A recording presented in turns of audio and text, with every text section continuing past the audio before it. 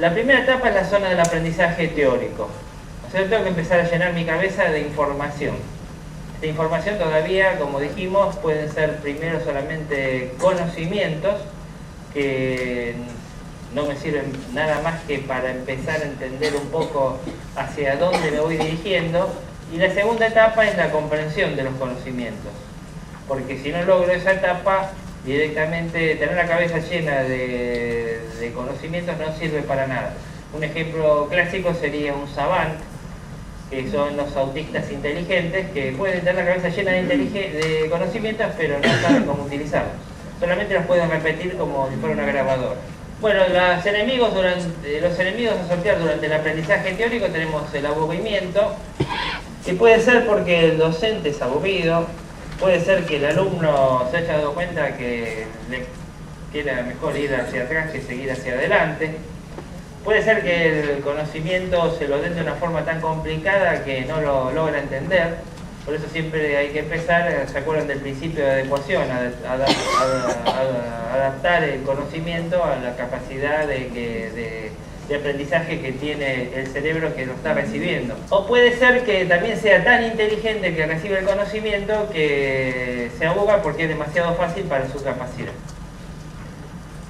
Y con respecto a la ansiedad, que es en realidad un exceso de dopamina, y ahí le puse el preguntón porque me pasó acá que tuve que ir a hablar con unos coaches y realmente yo había llevado, creo que hay algunos por ahí, yo había llevado una serie de slides para pasar y solamente pude pasar dos, pues se la pasaron haciendo preguntas, realmente.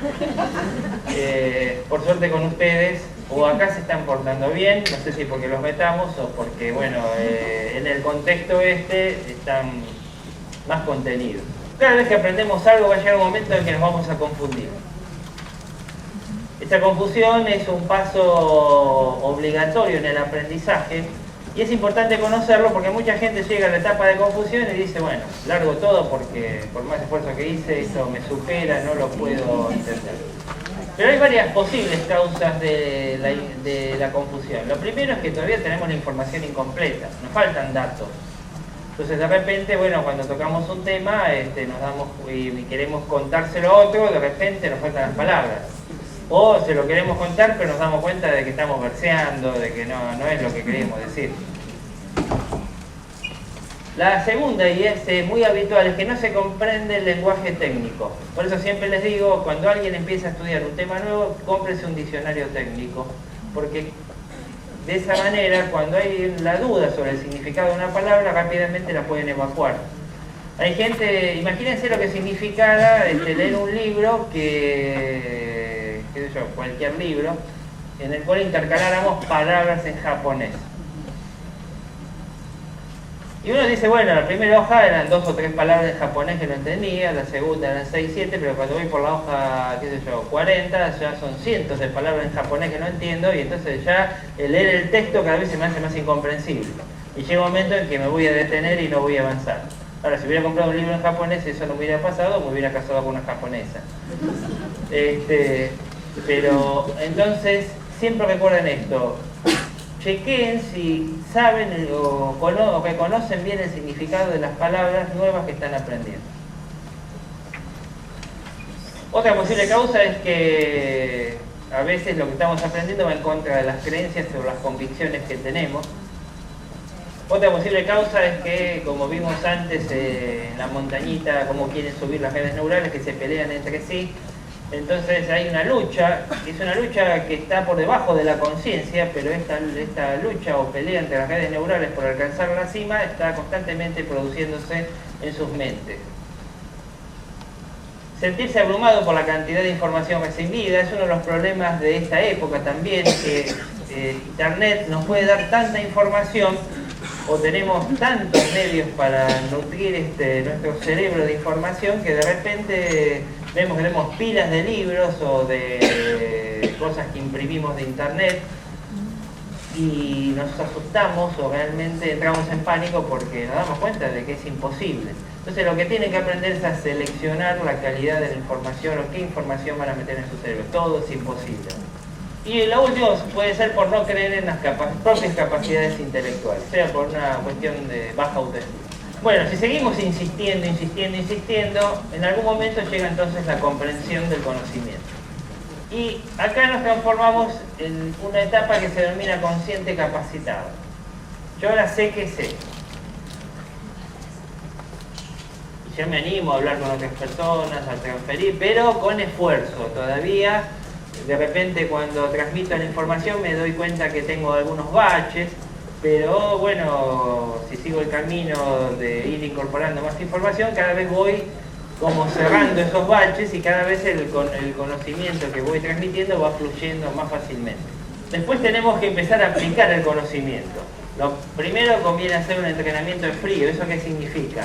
Si soy médico y leí el libro de cómo operar, no puedo ir a pedirle a un familiar que me preste la vesícula para entregársela y ver Conviene, como se hace por ejemplo en universidades en Estados Unidos, que utilizan muñecos electrónicos con los cuales trabajan los estudiantes, y primero hacen las macanas ahí, y una vez que dejan de hacer macanas ahí, pueden pasar al entrenamiento en caliente o en vivo, o sea, ahora sí operar a un ser humano realmente.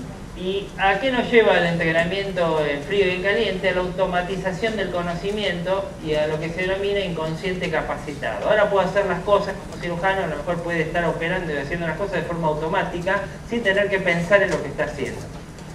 O algo muy parecido a como les pasó a ustedes, que al principio para manejar un auto, que nadie les hablara, porque se metían la pata mal y el embrague no entraba el cambio, o tocaban el freno en vez del acelerador. Y ahora lo pueden hacer charlando, hablando por celular, cosa que no recomiendo porque genera el 30% de los accidentes, o comiendo un sándwich, tampoco recomiendo porque bueno, engrasan todo el volante y quieren girar y a veces el volante no se mueve. Pero bueno, todos en algún momento, si tenemos perseverancia, llegamos a esta etapa. Ahora vamos a ir un poco a la neurociencia del aprendizaje, qué es lo que ocurre en el cerebro cuando aprendemos. Para llegar al inconsciente capacitado, ¿saben cuántas horas se necesitan aproximadamente? Bueno, unas 25.000 horas de entrenamiento teórico y práctico, para llegar a niveles top. Entonces, si quieren ser ustedes un pianista de familia, no necesitan 25.000 horas, pero si quieren tocar en el Colón, necesitan 25.000 horas de entrenamiento. O sea que ven que la genética es importante, porque puede determinar que tenga facilidad o no para aprender el piano, pero para llegar a ser un gran pianista necesito perseverancia y un entrenamiento durante miles y miles de horas. O sea, genética y medio ambiente, siempre es lo mismo. Alguien durante mucho tiempo se peleaban que era lo más importante, en realidad los dos factores son importantes. Pero el medio ambiente es muy importante para también determinar qué nivel puede alcanzar mi genética. La genética siempre me va a dar un tope, pero de ahí, para llegar a ese tope, va a depender de la cantidad de tiempo que dedique al aprendizaje que ese gen me está permitiendo hacer.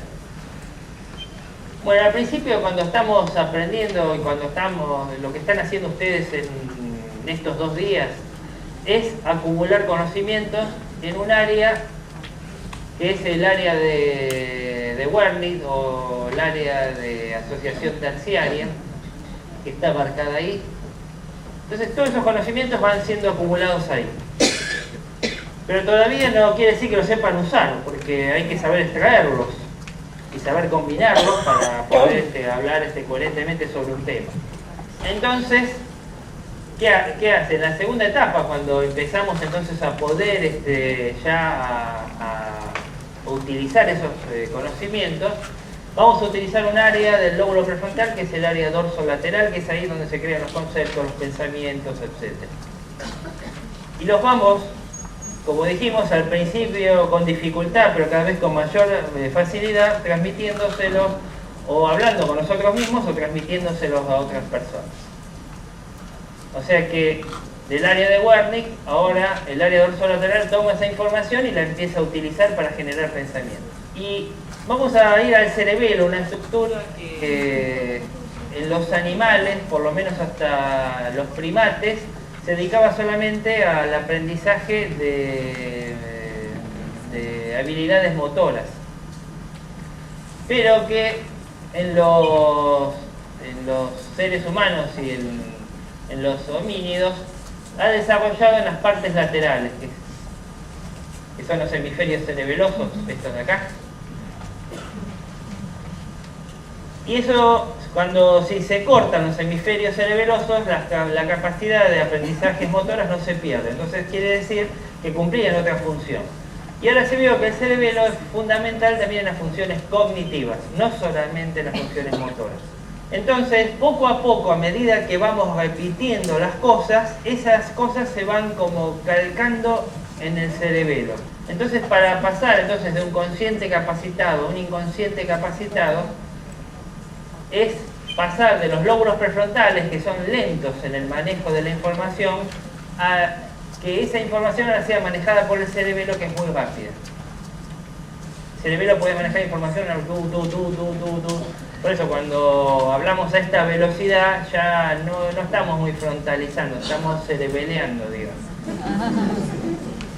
Les puedo decir que el cerebro tiene 12 formas diferentes de aprender y que para cada aprendizaje utiliza áreas diferentes del cerebro. Pero no crean que el cerebro aprende siempre de la misma forma y que utilizando las mismas estructuras cerebrales. No, cada tipo de aprendizaje o conocimiento que es incorporado va a utilizar distintas áreas del cerebro. Bueno, y para alcanzar el máximo nivel de excelencia en cualquier tipo de aprendizaje se necesitan, 10 años de práctica o 25.000 horas de estudio y práctica. Todo conocimiento aprendido colectivamente, si uno realmente tiene suficiente perseverancia, siempre va a terminar automatizado o siempre va a terminar en el cerebelo. Esto es importante porque permite que los lóbulos prefrontales se vacíen para poder volver a llenarse. Si no, si estuviéramos siempre con el lóbulo prefrontal con un solo aprendizaje y dando vuelta ahí, no podríamos ir a meter otra información. Gracias a que el cerebelo lo va vaciando de esa información, lo va dejando libre, podemos seguir aprendiendo cada vez cosas nuevas. Los factores que facilitan el aprendizaje, estado emocional positivo, eso lo hemos tratado de aplicar a lo largo de estas jornadas. Un medio ambiente enriquecido, hacerlo con un ambiente fraterno, no es lo mismo a los abrazos que los latigazos, encontrar sentido en lo que se aprende y que el maestro actúe como un amigo instruido. Para aquellos que quieran ver ejemplos de la aplicación de estos elementos, tienen estas dos películas. La historia de Ron Clark o Los escritores para la libertad. Los escritores para la libertad la están dando muy seguido ahora, pero bueno, aparte vean que las caras de las personas que le encuentran sentido a la vida tienen esas sonrisas que son únicas. O sea que encontrar el sentido de la vida tiene un premio. Y el que ayer no se los dije, y es que lo que produce, cuando estudiaron los científicos a ver qué era lo que producía mayor liberación en la dopamina en el cerebro, se sorprendieron ellos mismos al ver que no era ni la comida, ni el sexo, ni el éxito, ni el comprar objetos, ni ganar en el juego, sino era el altruismo. Por lo tanto, cuando uno tiene buenas conductas hacia los otros, el primer premiado es uno mismo. O sea que no dejen de premiarse y no sean tontos, aprovechen esto y realmente pórtense bien con los demás porque se están portando muy bien consigo mismos. Esto no me importa.